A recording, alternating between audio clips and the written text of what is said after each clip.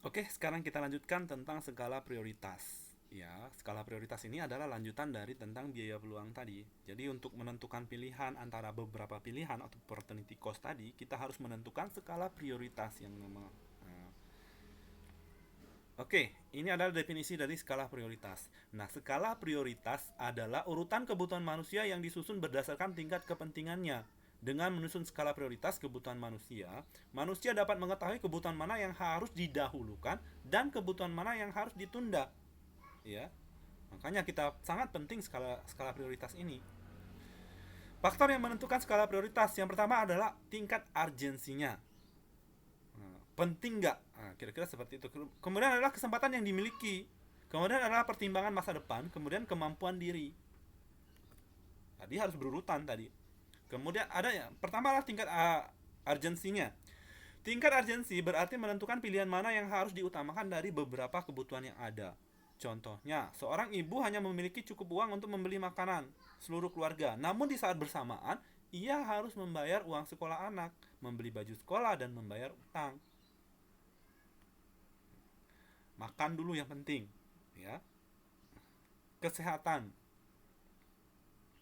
baru pendidikan. Nah, ini kalau ada sisanya misalnya kemampuan diri.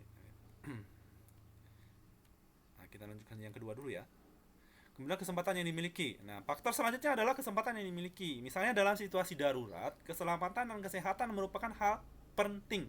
Demi kesehatan dan keselamatan, maka obat merupakan kebutuhan nomor satu dan paling utama untuk didahulukan. Mengingat kesempatan untuk menyembuhkan orang sakit tidak bisa ditunda lagi. Artinya nggak bisa ditunda, nggak bisa ditunda minggu depan ataupun besok lah dan sebagainya. Ini harus dipenuhi saat itu juga. Kemudian pertimbangan masa depan. Faktor ketiga adalah pertimbangan masa depan. Contohnya jika ingin mengikuti kegiatan ekstrakurikuler, misalnya bola voli di sekolah, namun dihadapkan dengan kegiatan les. Karena satu hal, seseorang harus memiliki satu kegiatan saja, memilih satu kegiatan saja. Maka yang akan dipilih adalah kegiatan les tambahan. Nantilah dulu tentang olahraga dan sebagainya. Karena yang lebih penting itu ya bagi seorang pelajar, ya pendidikan. Kemudian kemampuan diri. Faktor terakhir dalam mengukur kemampuan diri, baik kemampuan ekonomi, pendidikan, kesehatan, kelapangan waktu, dan lain sebagainya.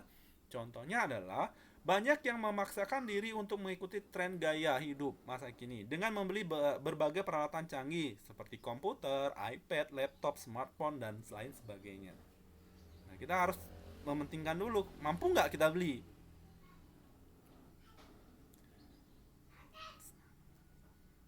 Oke, skip saja. Oke, cukup sampai di